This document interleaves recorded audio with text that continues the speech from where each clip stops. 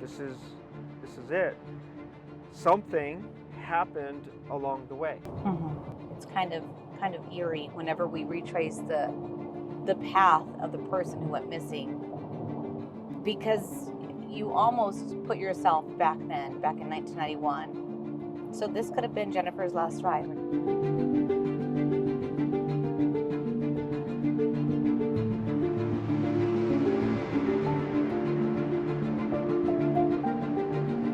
How long have you been searching for her? We'll be 32 years in October that we've been searching for her. She takes that exit right there, stops at this gas station. He saw her on the payphone. We now know that the person she was talking to was her mom. Did she have plans on leaving immediately after speaking to you on the phone, or was she planning on spending the night again?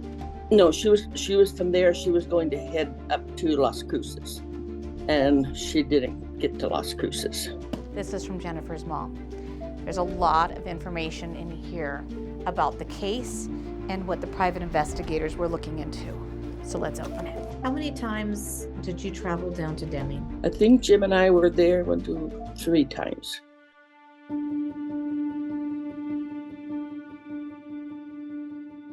Do you believe Jennifer is still alive? In my heart, I want her to be alive, but I would probably say no, she's not. You don't just vanish. Something else happened after this stop. So the person that she mentioned that she was a little nervous about, it was a man, you said? Yes. Yeah. Yeah. It was a bus driver, and he was giving her trouble. Someone from the missionary group, he had informed her not to travel through the Mexican side, to go through the U.S. side because it'd be safer for her. What piqued our interest is that when she did leave California, where they had been set up, he had serviced at least twice. Did anybody ever talk to you about David Parker Ray? He's also known as the toy box killer. I don't remember any of the detectives mentioning, his name to me. So you've never seen any of the items that were confiscated from his home? No. I sent you a couple of pictures. Would you be able to take a glance at those pictures real fast? The attendant at the gas station also did an interview with police, and his interview has really stood out to a lot of people. What do you think happened to her? It would probably be a deathbed confession. He was the last person to actually have some sort of communication with her. You thought his story seemed pretty suspicious. Yeah, from the beginning. Are we focusing too much on Chuy? They've been climbing the wrong tree the whole time. There's no way Chuy Vasquez did anything to her daughter.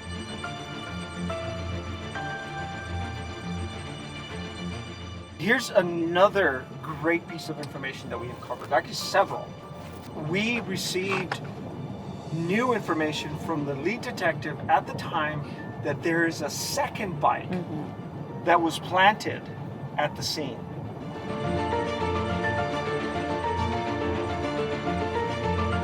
Your first statement to the arresting officers are, "I know why you're here, it's because I killed that girl."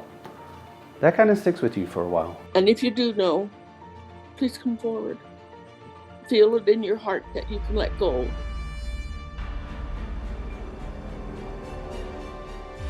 Hey everyone, I'm Crystal. I was a TV news reporter and anchor for more than 15 years, covering stories of remarkable people, tragedies that turned into heartbreak, and stories that are now part of history. But there are some stories that just stick with you. How many missing persons cases do you believe you have? Every year, tens of thousands of people are listed as missing. So I called in the expertise of my longtime friend, retired detective, now private investigator Lewis. No, I don't believe that. I really don't believe that. There's no evidence behind it.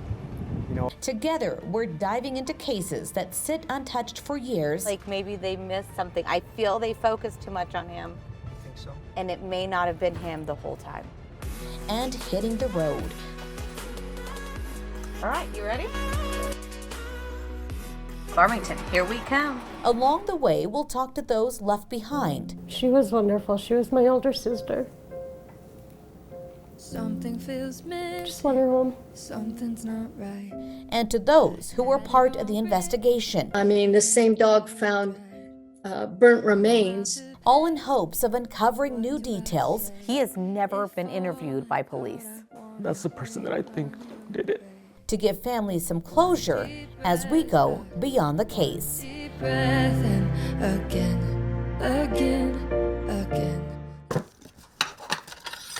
You guys ready? In 3, 2. Hey everyone, welcome back to Beyond the Case. I'm Crystal. Hello, everyone. I'm Louis. In this week's episode, we're diving deeper into the teen missionary who disappeared in the New Mexico desert. Jennifer Pentilla disappeared back in October of 1991 from Deming, New Mexico. She was on a faith mission riding her bicycle. But we learned that she changed her mind. She last spoke to her mom by payphone in Deming, New Mexico, and that's when she told her she was ready to head back home. She told her mom that she was going to ride her bicycle to Las Cruces, New Mexico, and hop on a bus to go home, but she never made it. What's crazy about this case, though, is that her belongings would end up being found about a year after her disappearance on a different highway in the opposite direction of Las Cruces. We have been working this case, and we came up with several theories. One of the theories is that she had actually crossed the border into Mexico, that she just ran away. Nobody's heard or seen from her, that she was being followed by a man that was part of the mission trip. And also one of the things that we uncovered is that a bus driver that gave her a ride and also took her out to dinner. We've also discussed that she might be a victim of David Parker Ray, the toy box killer. And lastly, that she might have been a victim of the man who saw her last, which was a gas station attendant there in Deming, New Mexico. Now, there is so much to uncover with each one of those theories. We're going to dive more into that here in this next episode. You're also going to hear from a friend of Jennifer's, and you're going to hear from a friend of a person of interest in this case. And interestingly enough, we interviewed a detective that was working on this case, and he was trying to get an arrest warrant during his investigation. And that's because? Because he thought this was a homicide. You're going to hear from him as well. Plus, he also gave us new details that have never been released. We're going to give it to you in this episode. Before we get into that, if you have not watched the first episode, this is a perfect time for you to go back and watch the first episode. If you have, get ready. Here's part 2.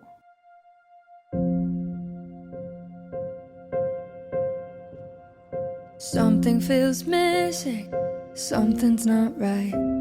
I had it all written, but the ink never dried. It's her Throw out the page. recollection of the last phone call she had with her daughter. If all I thought I wanted went running away. One deep breath out, one deep breath in, again. Jennifer's last phone call. Jennifer called at 7:52 in the morning. The first thing she said was, "Hi, Mom. I have a change of plans." She then proceeded to tell me that she had changed her mind about going into Mexico at this time. Instead, she said that she had decided to try and bike up to Minnesota to see Michelle. She said that the people that she talked to in Arizona had told her that at this time it was too dangerous for her to be biking into Mexico by herself. They told her that there was some kind of trouble down there and she better not go. With this information, she decided it would be safer not to go into Mexico. So this was the phone call that took place when she was at the gas station. Jim and I were the first ones to talk to somebody at the gas station, which was Chewy. Could you imagine Lynn coming here as a distraught parent looking for her child? And she walks around and this is where, like we just spoke, that it was her last place, right? Yeah. Wow. You're like, is this what my daughter saw last? What else did she see? And that's the rest of the story that we are having a hard time filling in. But there's somebody else out there that knows. Oh, absolutely. There is no way that Jennifer's story ends right here. We need to go over the theories and nail down what could have happened to Jennifer. What's our first theory? So theory 1 is that she went into Mexico. Right. That was one of the theories that stemmed from everybody involved in the trip, because that was her original plan. Right. Remember, she was going to cross into Mexico. We have the map that she was going to take the northern part of the Mexican country, but she was talked out of it. Right. According to another person in the missionary group, they told her it would be safer for her because she was traveling alone to go through the U.S. side. Right. In addition to that, though, we also have where Marita, the woman she spoke to at the gas station, said that Jennifer had asked her how to get into Chihuahua. So that would make one assume she was still trying to get into Mexico from Deming. That's right. I don't think that theory holds any water. Without her belongings, that doesn't make sense.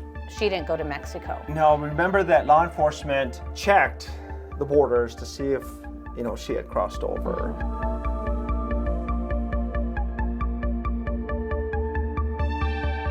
So that's gone. Runaway, I don't think she ran away. I don't think she joined any type of religious cult. One, her Bibles were left at the camping scene. Yes. I have a copy of everything she had with her. With it, that she wouldn't leave anything behind. And two things she wouldn't have left behind, which were left behind were her Bibles. And did they find the Bibles? Mm-hmm. They were with her stuff. And that's just something I told the detectives. I said, there's no way if she had to take anything from there, she would have taken her Bibles. Two, there wasn't any indication that she was trying to escape from anything. No. She already spoke to her friend in Minnesota that she wanted to go see. She spoke to her mom saying, hey, get me a bus ticket. I want to come back home. Yeah. And that was already in the works. Yeah. She also had plans on staying with the pastor in Las Cruces as well. So plans were in place for her to get to another destination, either her home or her friend's home. Because I told her I would buy her a bus ticket to go up there. She wanted to go up there and see her. All right, number 3, and this ties into the missionary group, Yes. is that someone from the missionary group, we mentioned him already, Bob, Yes. he had informed her not to travel through the Mexican side, to go through the U.S. side because it'd be safer for her. What piqued our interest about Bob, though, is that when she did leave California, where they had been set up, he had serviced at least twice after that. And then this is October 6th. Yeah, there's a little bit more here. When I got across the border, I decided to go to the Sunday service with Bob. It was really nice. It didn't get going until about 11:30, and by the time it was very hot, I made my way east, but found that going very difficult. It was all uphill.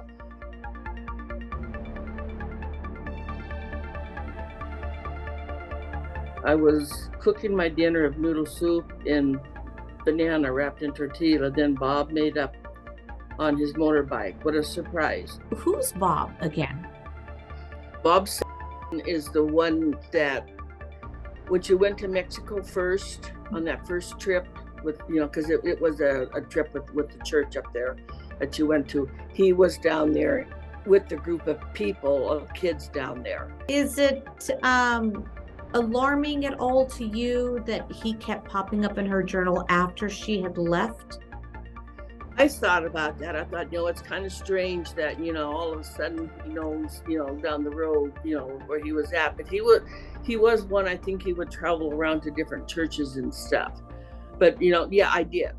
I thought, okay, maybe he knows something, that I don't know.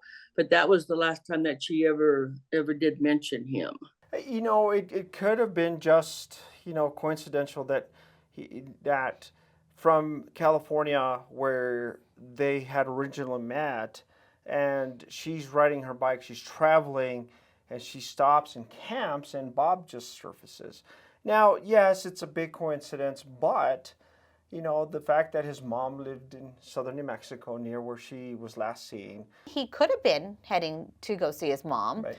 We do know that Bob's mother has passed since then, and we also have information that Bob relocated to Australia. Right, and we also know that he did help with the search, according to Lynn.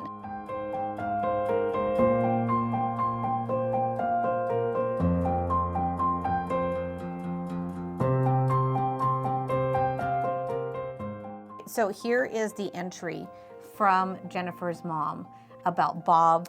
However, what makes it unlikely that Bob had anything to do with this is that he kept in contact with Lynn and really gave her a lot of information that he thought could help.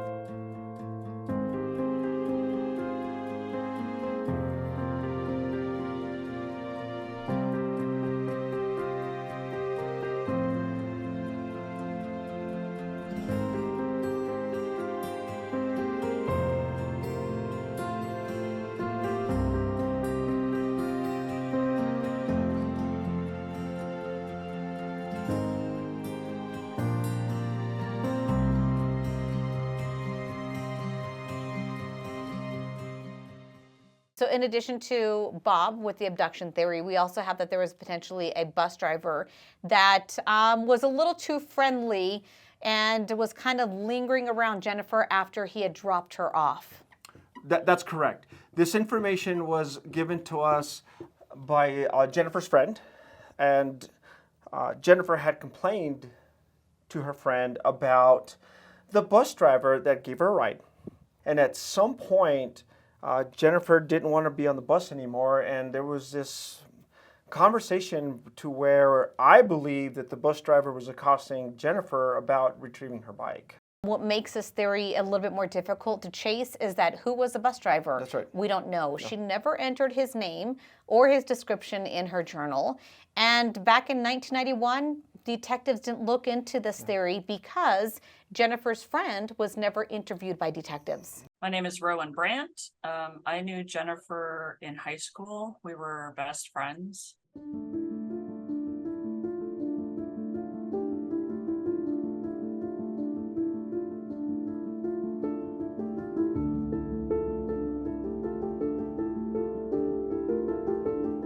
Let's take you back to the last time you spoke to Jennifer. It was on my birthday, I think.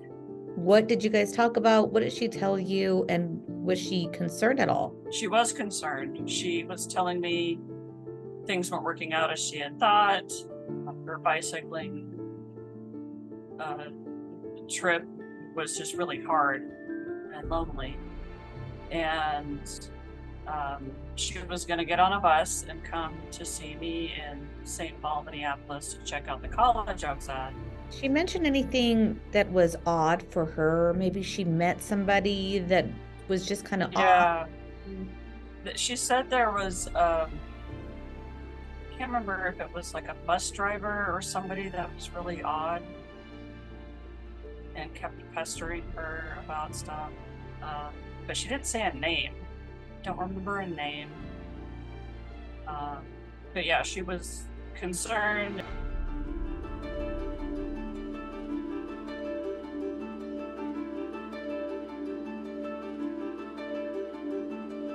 I'm going to have you elaborate on the bus driver a little bit more. The bus driver was not letting her get her bike. It was on the bus, I'm assuming?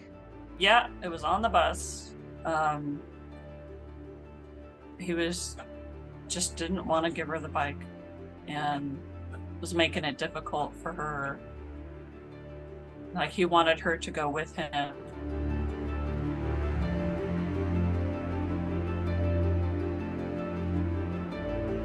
She mentioned what bus company or anything regarding the bus? It was like a Greyhound bus kind of thing.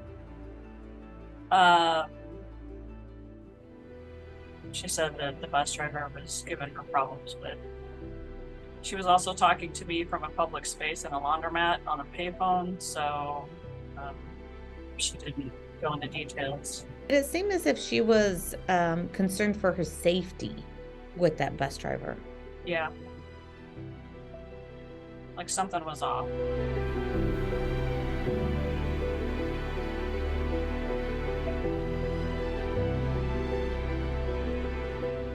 This is the first time, correct me if I'm wrong, Lewis, that we've heard of a bus driver being concerning for her. Wow. Yes, I gotta tell you guys, nobody asked to talk to me this whole time. I mean, not that I thought that I had an answer or anything, but, you know, I remember Len being so angry and frustrated that things just were not actions weren't being taken. We believe that it's a pertinent piece of information to look into. Right. So the bigger question, though, is how are we going to find out who was the bus driver? Going back to 1991 and getting these records, one, is going to be difficult. But even more difficult is Greyhound is a private company. Therefore, they don't need to release this information unless they're subpoenaed, one. But two, they likely wouldn't release it to us because it's a personnel thing. Right. So we're going to send off an email to them. Yes. You suggested, though, we need to give it to state police. I believe we should, because it's pertinent. You know, the friend was very adamant of the information, and yes, we should share that information with New Mexico State Police that's investigating the case, and hopefully they'll pick it up and they'll consider it a new tip. So number 4 is one that stood out to us for several reasons. David Parker Ray, also known as the Toy Box Killer, we do know he was very active back in 1991 when Jennifer disappeared. Right. What makes this theory a little difficult to uncover is that he had many, when I say many, dozens of victims. Yeah. And he took it to his grave. Yes, he did. He died in prison. His accomplice has been released. She's not giving more information. His daughter also is not giving any more information. Now, the FBI, they do have a log of the victims that he preyed upon, that he actually took into his possession, tortured them in his toy box. We don't know how many he actually killed, but we do believe he did murder women, but he never put their names down on the list. That's right. So knowing that, it makes it a little bit more difficult. However, we did go as far as to talk to Jennifer's mom about David Parker Ray. Did anybody ever talk to you about David Parker Ray? He's also known as the Toy Box Killer. Right. I think the only reason I know that name is that I read something about him or whatever, but I don't remember any of the detectives mentioning, his name to me.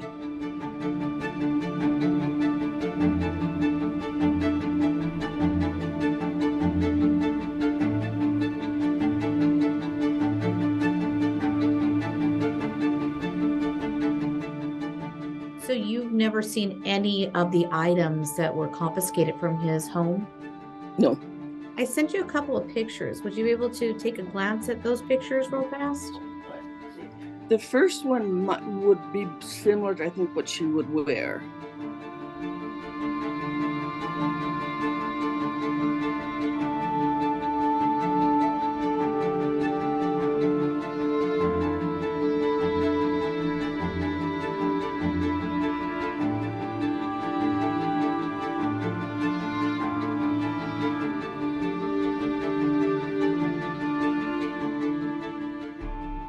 This is the stuff that you want to see if there's anything that's resemblance that would have been hers.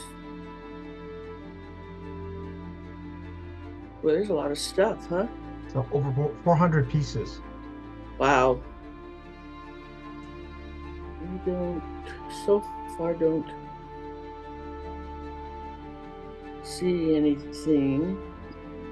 I'm on 100. Cena watching here, she did have a Special K watch with the crispy characters. Did she have a friendship bracelet? We heard that. She had a couple bracelets on, and she had like a necklace on that looked like it might have been like the dog tags. Okay. And I believe it had a cross on it. And then her name and phone number was on the back of it. What did her friendship bracelet look like? Do you remember?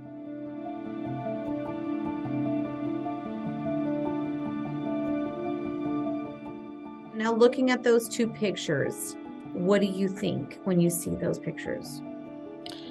I think the first one looks like something that she would make and she would probably wear. So those two pictures were items that were taken from David Parker Ray's home. Because I think on a couple of these pictures here, I'd have to look at them. Because she did have some. That color, do you remember if she had anything specifically like that? I'd have to look on her arm.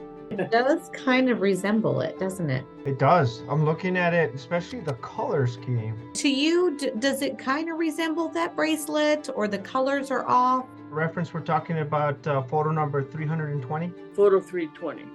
Sure about the green and the red or orange that's in there.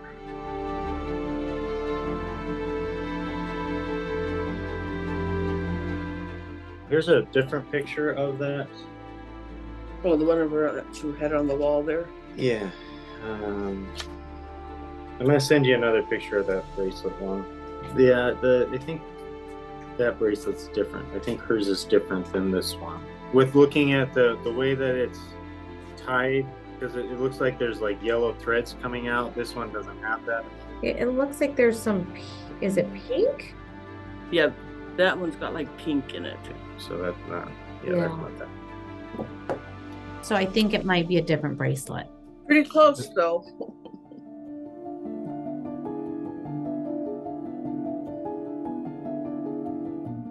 The main reason why we wanted to show you all of those pictures and that you're able to actually go through them and take it in was we want to be able to eliminate potential persons. Right. And yeah, I understand that. Which leads us to number 5, right? The gas station attendant. Mm-hmm. The more that we dig into this case, the more evidence is surfacing against the gas station attendant. Jim and I were the first ones to talk to somebody at the gas station, which was Chewy. And what did he tell you? He said he did talk to her and he saw her and she had a nice bike and she was wearing brown hiking boots and she had wool socks, which I thought was strange that she knew she had wool socks on, and that she was headed to Mexicali is what she told her. Is what he said Jennifer told him, which was not right lie, because that's where she came from. And she wasn't going to go back that direction. So you thought his story seemed pretty suspicious? Yeah, from the beginning.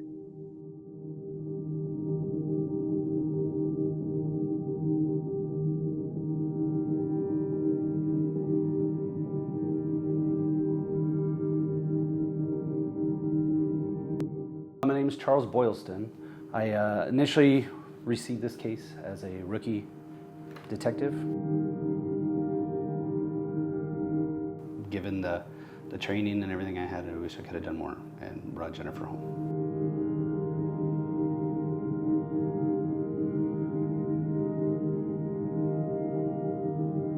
Tell me your first reaction when you received the case and you started reading up on it. After reading through the details, certain items were missing, items weren't found at the scene of where her camping equipment was located. So you kind of get the feeling that there's more to the case other than it's just a missing person. I think there was something more to it.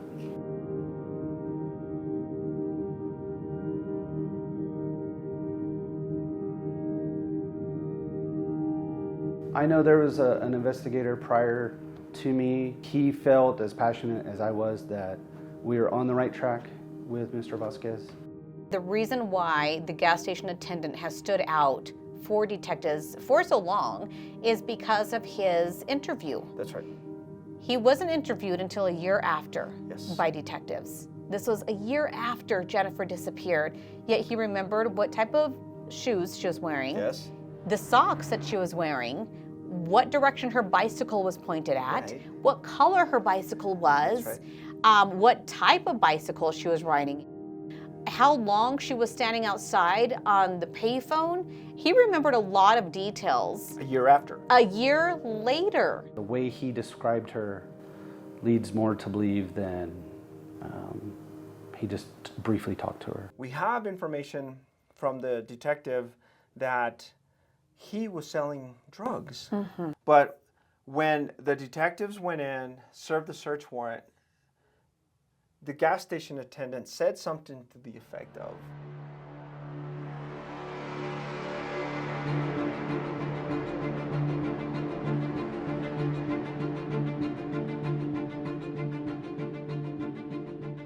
You're being raided at a house for selling to narcotics agents, and your first statement to the arresting officers are, I know why you're here, it's because I killed that girl. That kind of sticks with you for a while. Not that, oh, I must have sold to undercover cops or somebody snitched on me, but for you to say, I know why you're here, it's because I killed that girl. Did he ever say who that girl was? No. And I don't know why that statement was never followed up on by the interviewing officer. I think they were strictly there for the narcotics, and they just said, oh, that's an excited utterance. They didn't know anything about the missing person with the case with Jennifer, so that just kind of slipped their mind. But having read that in the report, I was like, you guys have him right here.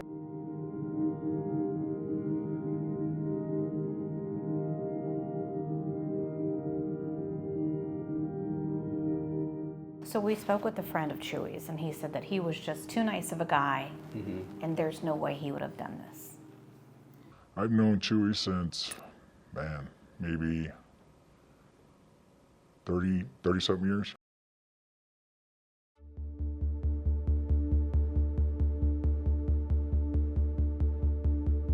So for our entire interview with you, we're only going to refer to you as Paul to protect your privacy.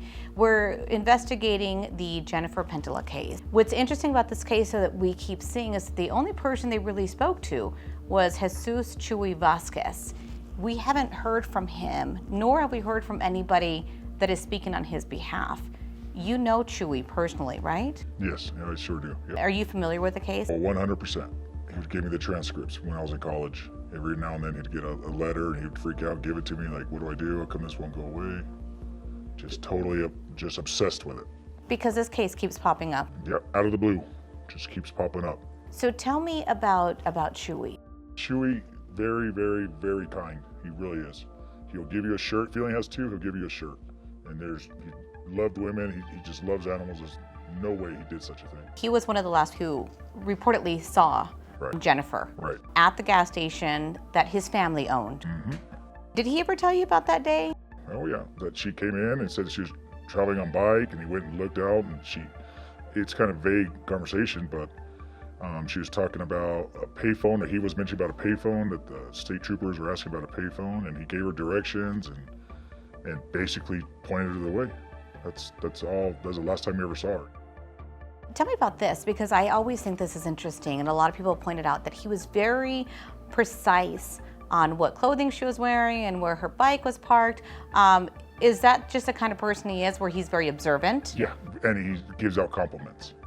So he loves to pay attention to people, and he likes to make people feel good. So if you walk in and you're gonna get something at his dad's store, just say, oh, it's a beautiful black jacket you have on.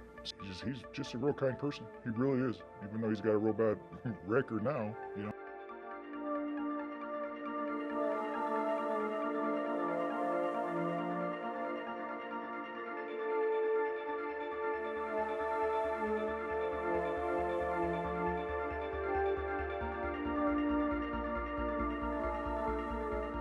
Just bad luck everywhere he goes. Tell me about Jennifer's case. What do you think could have happened? I don't know, there's a lot of speculation, but at that time, you guys know about the Tier C murders, and he comes a dimming quite a bit back in those times, those stretches.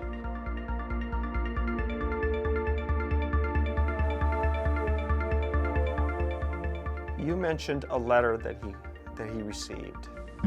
Can you tell me more about that letter? I remember exactly what was on it, but there was like 4 of them, and it was, I knew it was kind of fake, but he was freaking out because it made it seem like it's coming from an attorney, that he's gonna get sued or something, or give up this or that, and it was someone trying to fish something. And they were hand delivering it to his mailbox. And that was after his dad passed away, right? So Chewy, after his dad died, Chewy really just worked on a backhoe and did nothing really, but we tried to keep him sober. He'd drink and he'd get a DWI, on a tractor, but he never had a vehicle. Never seen him have a vehicle. But those letters, that's the only thing I can remember. There's like 2 or 3 of them. Were they threatening? No, just like, you better give us this and we'll keep it quiet. We'll keep your name out of it. Just confess. As we mentioned, it appears it could have been staged, that somebody set something up and hatched. Did he own a vehicle? I've never seen him drive a car my whole entire life. Now in 2012, he had a little Vespa, a little moped? Yeah, moped. That was it. Then he got DWI and lost that. But When you see some of these reports, and it seems as if everybody's pointing towards Chewy, what does it make you think? I don't know. It could look up as a setup. He wouldn't think to do it. You know, Chewy's not impulsive by any means. He's not aggressive. For someone to do something like that, you get repetitive thinking of how to get away with this and do that. It's, you know, Chewy's just, like I said, he's gonna do what he wants to do at that split second. You know, and there's no plans to it. There's no thought. Just happy-go-lucky.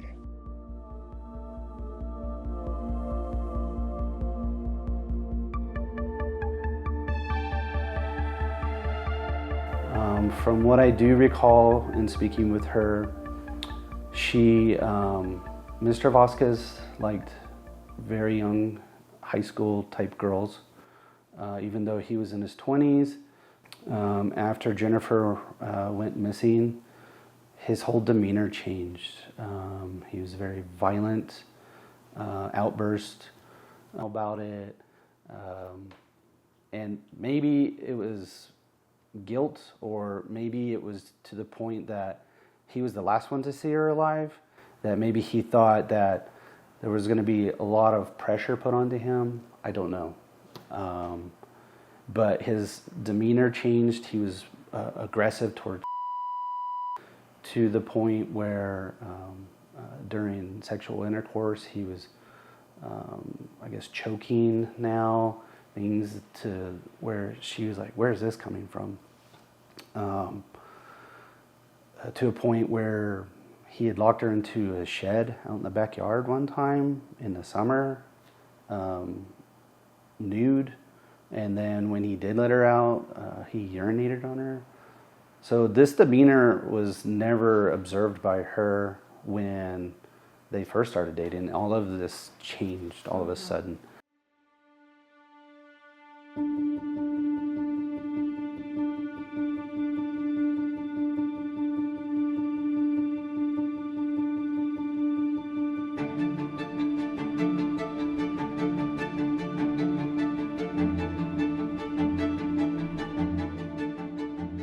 If he had to stay off the main highways, he knew how to get around. And if he did have anything to do with her, the sleeping bag would have been an easy way to transport her. Did Chewy drive? Did he have a vehicle? Yes. And at the time, other than the gas station, I believe his brother and him ran like a tow company. Prior to me turning the case over to the cold case unit, I met with another gentleman by the name of Jay.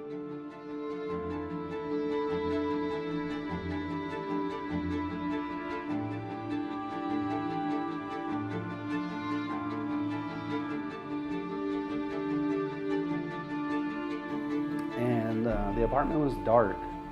She had gone down the hallway and had heard a voice. Somebody had cried out, "Help me."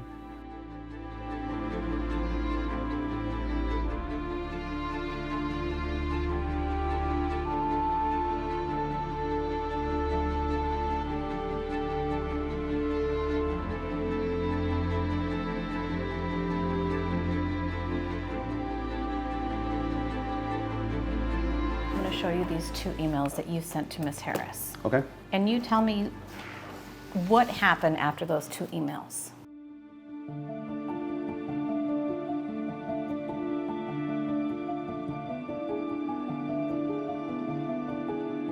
So I believe this one would have been trying to seek an arrest warrant for Mr. Vasquez. We just didn't have enough probable cause. You think one person could have set up all of that camping gear and left it there, staged? Oh, absolutely. Absolutely. You think one person could have harmed Jennifer and moved her body on their own? Yes.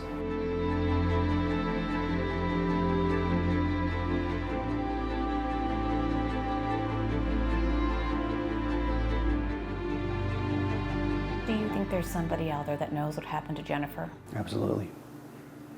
It's just finding the right person. Again, I still think Miss knows something.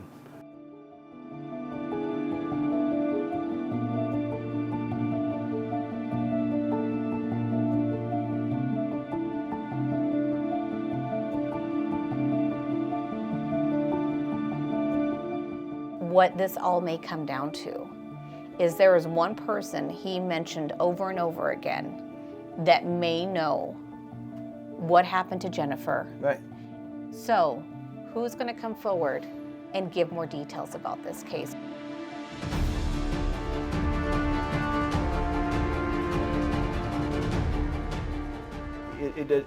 According to our interview with the detective, he felt that it was staged, sort of to throw law enforcement off in a different direction.